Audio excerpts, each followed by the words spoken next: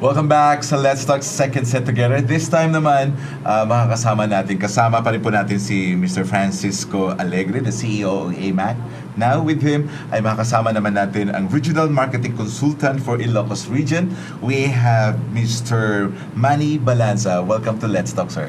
Good morning, Derick. Good morning sa mga tagapanood natin ng Let's Talk.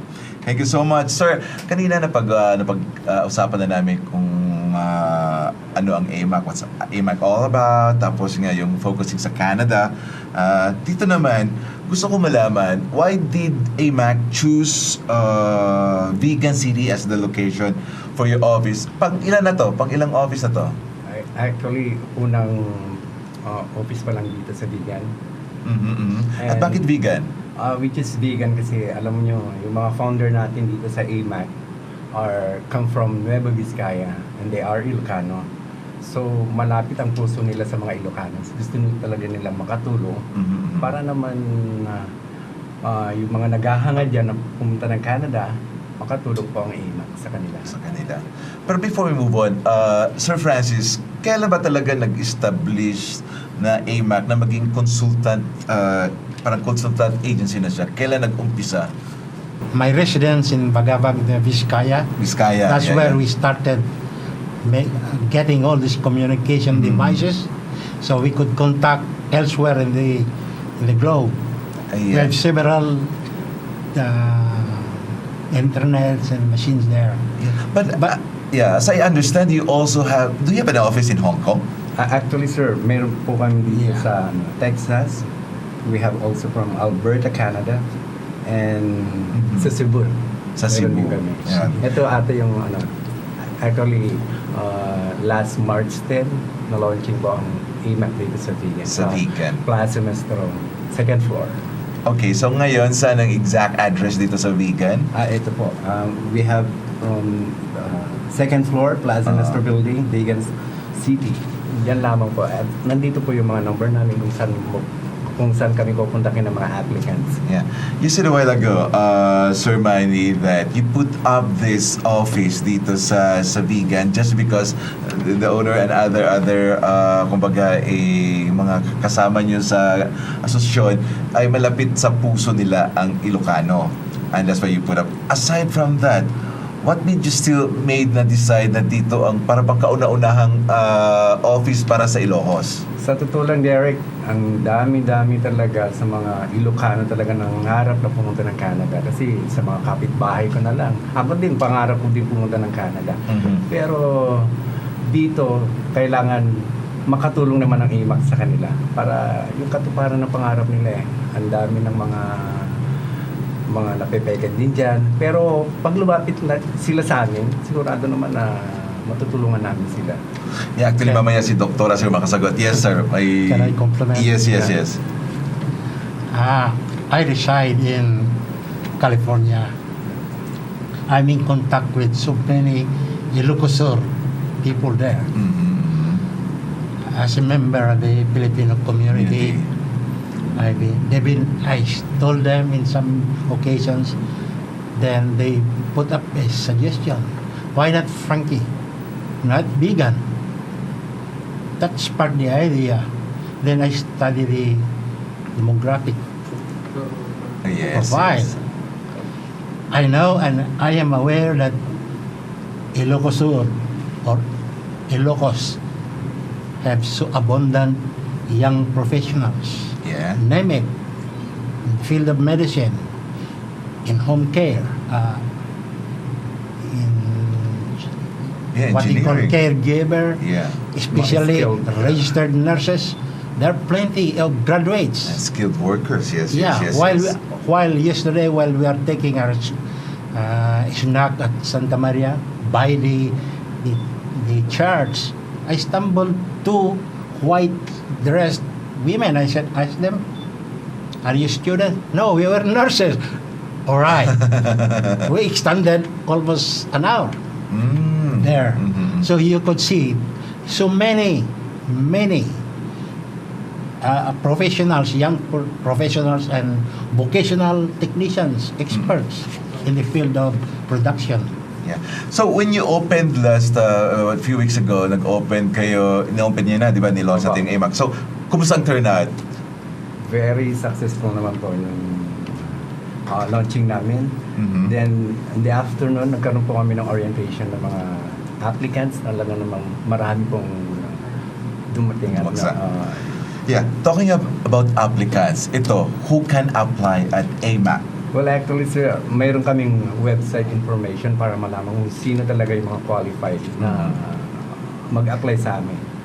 Ito, nagbibigay kami ng mga brochure, yung mga, aside from that, pumupunta kami sa mga lugar-lugar. Mhm. Siyempre, marami ito talaga. The 29 in-demand applications in Canada. 29 Yeah. in In demand. demand. Wow. May age limit ba yan? Ako, pwede pa ba akong mag-apply? Alam mo, pag bata ka, Derick, mas mas malaki advantage. talaga yung advantage boy. talaga. Sige. Pero may age requirement ba tayo sa mga applicants? Meron din. Kasi kailangan till 49 nata. Mhm. Kasi pag wala na eh. So sa pag-apply, aside sa fees, mamaya natin pag-usapan yun. Pero pag ako nag-apply, ano ang dapat kong dalhin sa AAMAC? Anong dapat yung ipresenta?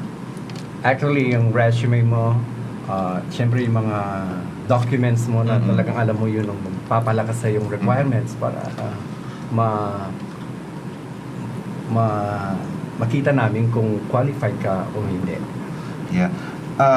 Mr. Manny, being the regional marketing consultant for Ilocos, sa trabaho mo, of course, you have to market the company. Yeah? So, just like what Sir Frankie says, na medyo napasyal kayo sa Santa Maria and then you found out. So, aside from that, Ilocos Sur, ano pa yung target natin? Ilocandia ba talaga? Ilocandia, kasama ang Pangasinan, La Union, Abra. Lahat po yan, Sir Derick. Lahat po yung kasama yan. Basta malaman nila itong consultancy namin, they can apply. Yes, as the marketing consultant, how would you market the AAMAC? Kunwari, sa amin, sa mga viewers ngayon, bigla kitang naman na. So how would you market AAMAC? As the marketing consultant, siguro I'm confident talaga with AAMAC talagang nakita ko naman yung profile for that.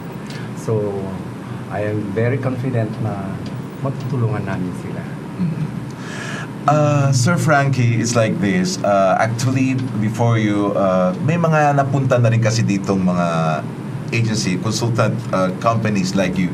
They also conduct this kind of seminars for visa, immigrant visa sa Canada. It's all Canada.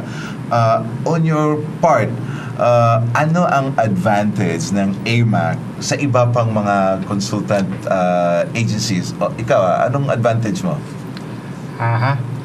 We do not hide something. We open what is the facts, what is the real thing. In order to collect, we don't do that. We would be honest. We would be protecting the integrity and name of the corporation. That is foremost. So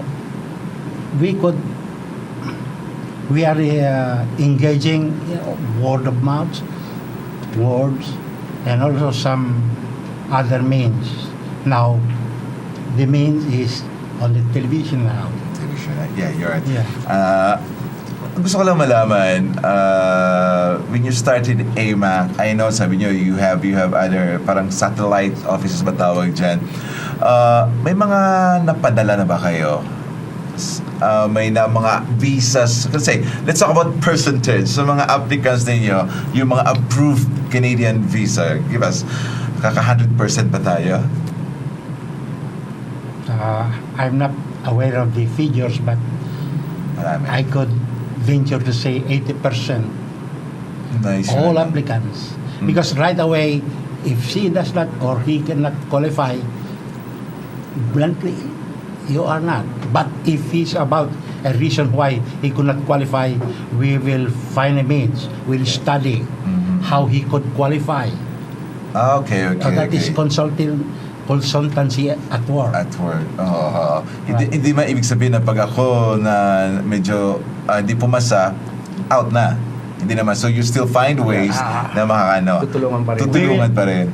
we will analyze because in the admission of immigration, there are points to satisfy as to the qualification, educational, and the age range, right?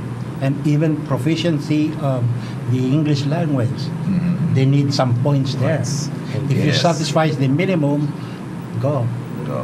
And we will never collect And until the also visa. the adaptability. Ayan. At isa gusto lang itanong bago yung fees mamaya. Immigration, of course, do you accompany these applicants sa immigration? For example, di ba kailangan may personal, kailangan may ipagpakita for interview for a visa. So do you accompany them? No. No. Wala. So it's the individual, the applicant itself. My daughter who is in Texas will communicate. With the consul. Will communicate with the consular officer. Consular officers. Wow. After the applicant had submitted her resume and then it passed. It passed.